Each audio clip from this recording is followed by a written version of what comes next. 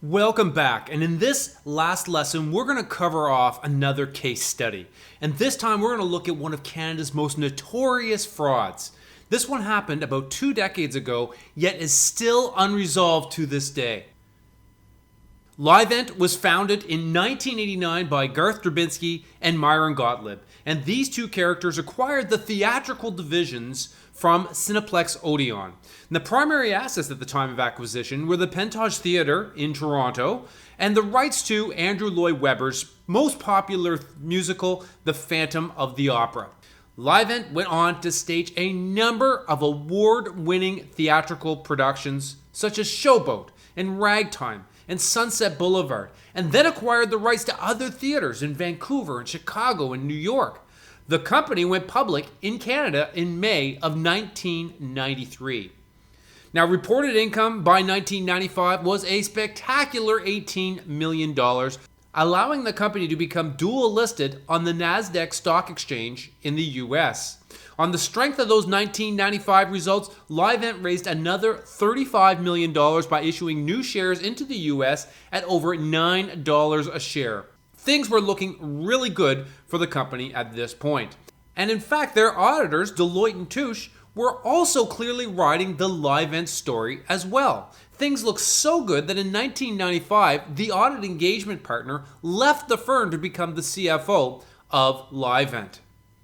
Now, things began to unravel in 1996. The theatrical productions were not doing all that well at the box office, and something had to be done to bolster financial results.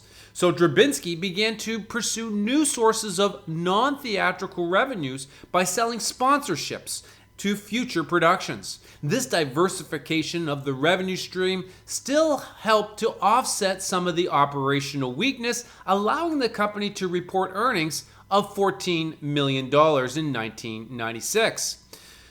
However, in 1997, the plot thickened further because a $125 million debt offering was in the works, and the financial results were obviously paramount to being successful in that endeavor. The now infamous air rights above the Pentage Theatre in Toronto were sold for a reported $7.4 million, a transaction that even the auditors dug into and questioned heavily. Drabinsky was appalled that the auditors had the audacity to push back. Drabinsky solicited 2 other accounting opinions that supported his desire to report these as revenue in the second quarter of 1997.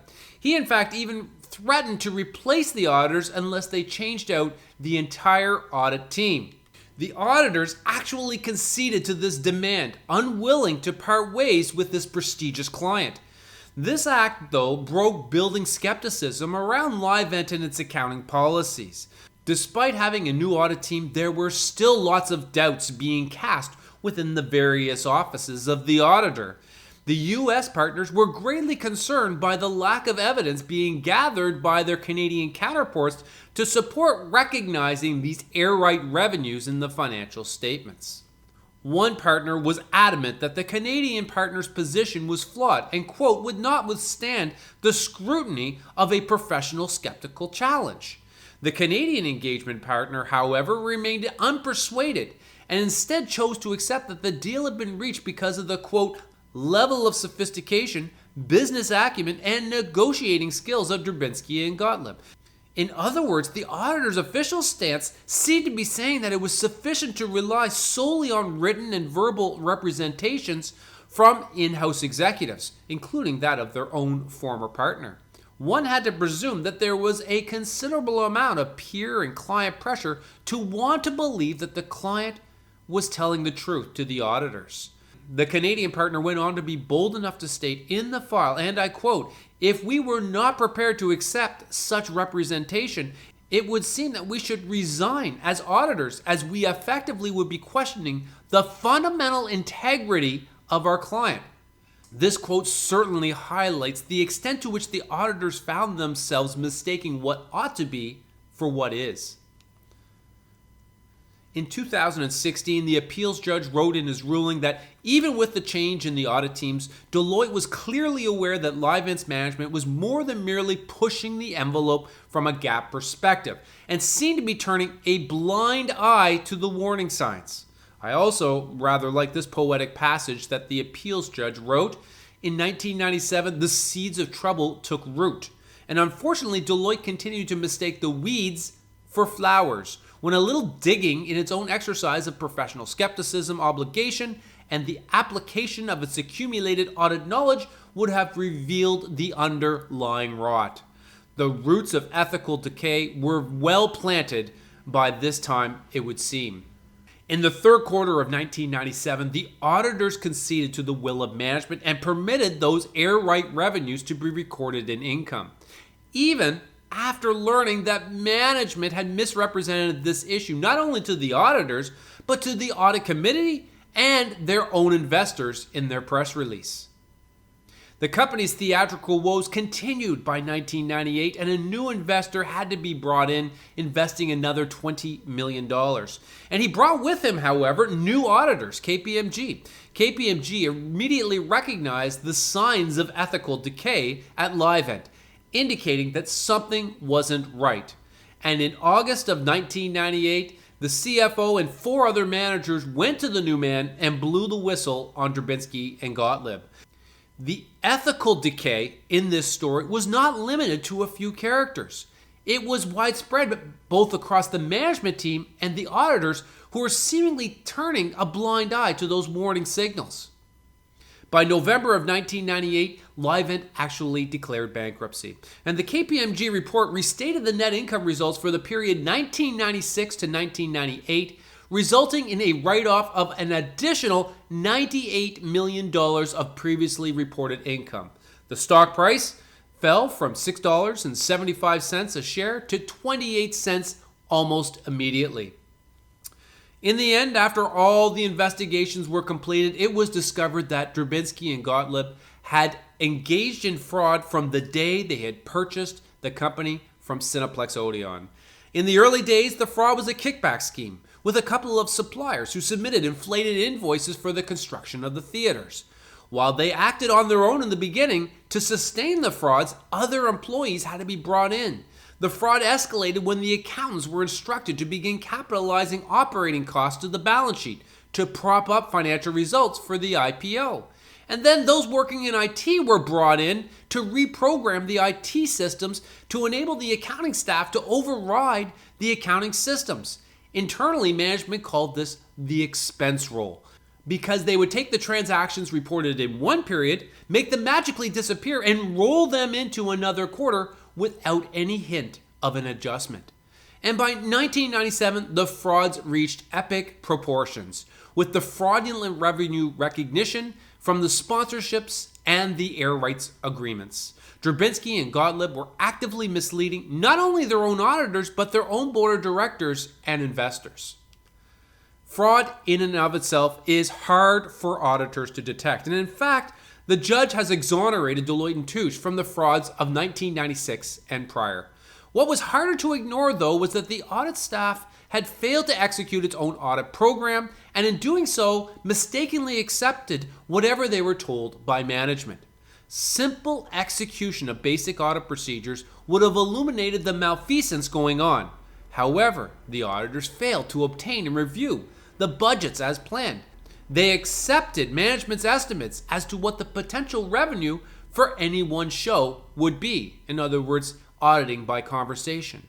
They also failed to test the accuracy of estimates against historical experience, which, had they done so, would have cast significant doubt on the accuracy of these estimates. In 1996 alone, the $14 million of earnings got restated and became a loss of $20 million after all this evidence was re-examined.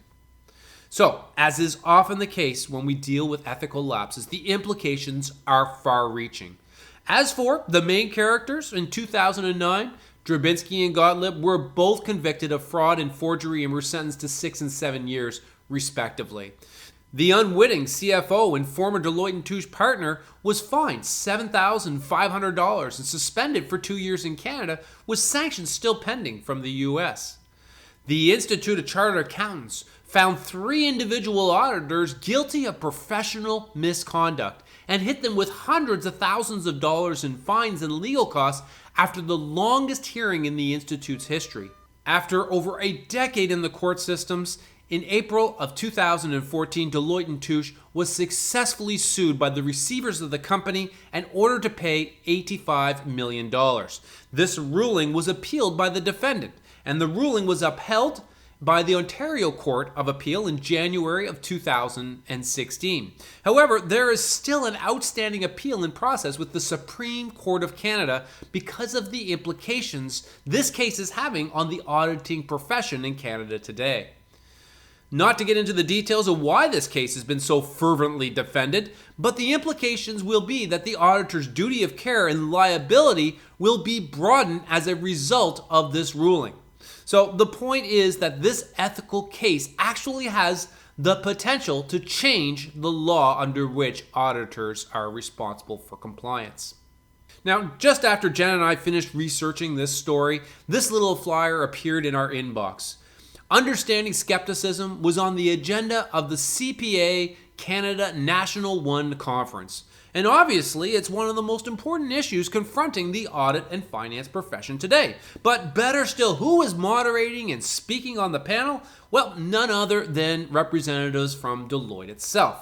I looked at Jen looked at me, and you know what we had to do. Yep, we did it. Jen and I flew 4,000 miles to get to the end and the bottom of this story and check up on our friends at Deloitte. And not, once again, I don't say this to rub their noses in this case, but more so to really give us a credible ending to what has been learned and how they've adapted in the wake of the Livent ruling. And here is what we found out. Let's have a listen. And this is going back to the case that you're probably very familiar with, the Livent case that seems to never seem to die. And then coming out of that judgment, it said that the auditors now have a much greater exposure to a broader class of financial stakeholders, and that this paved a path for increased auditor liability. How have the firms, and this is more maybe from the Deloitte perspective, from a professional skepticism, like how have you changed your approach? Right. Things have evolved quite a bit since then, and I think that part of the way it's been addressed has been in the robustness in some of the auditing standards and things that have changed over the years. A lot more focus on internal controls and dealing with management and audit committees and the like. But that said, even with the standards, that doesn't get us all the way there from a judgment, professional skepticism standpoint. So I think over the years we've tried to build up a culture where the more junior staff on engagements are encouraged to speak up. We're trying to develop a very robust consultation network within our firm. So bringing experts that have seen things, maybe not exactly the same as the Livent issues, but have you seen things in practice and you can try to connect the dots for people. So we've tried to build up the network within our firm to challenge from a quality perspective. In response to the prevalence and the opportunity for fraud broadly is that we have embedded into number of audits more significant specialists in the area of the work, right? People who have spent time in helping companies invest, so have seen a lot of things specifically related to fraud. So I think that's one thing. Yeah, I know when I used to make audit committee presentations, I used to say, well, there's me, and then there's this whole suite of specialists that come along with me, right? And part of that is a response to industry issues, experience, just having those folks to go to, and I think that's probably a lot more robust than it was, say, 20 years ago when some of these things took place. So again, we haven't included this video to condemn Deloitte because they are by no means the only firm to have gone through cases such as this. All of the big four and many of the national firms have had similar sorts of Livent type cases that they've had to work their way through. The point is that we can all learn from these stories and avoid making similar mistakes and continually improve the quality of the audit without necessarily just jacking up our time budgets and our fees that get charged to unsympathetic clients. What was interesting from this video, though, however, is that the role of elevating our ethical intelligence was not mentioned at all. And in fact, the Chartered Accountants of Scotland have made this connection between auditing and skepticism with ethics. They've inserted language into GAS that uses the words moral courage to describe professional skepticism. The Scottish define moral courage as to exhibit fortitude, determination, and to exert professional skepticism, to challenge others who are behaving inappropriately, and to resist the exploitation of professional opportunity for private benefit rather than public interest. This is a much better linkage between how auditors exercise professional skepticism using their ethical intelligence. There are also lessons in the Livent story for managers who, under extreme pressure of the powerful executives of Gottlieb and Durbinski, forced them to commit acts that enabled this fraud to go on unfettered for 9 years. The forces of ethical decay that you learned about in this course are real, and they can be pervasive. You must find the moral courage to do the right thing, even when everything and everyone around you is doing something else.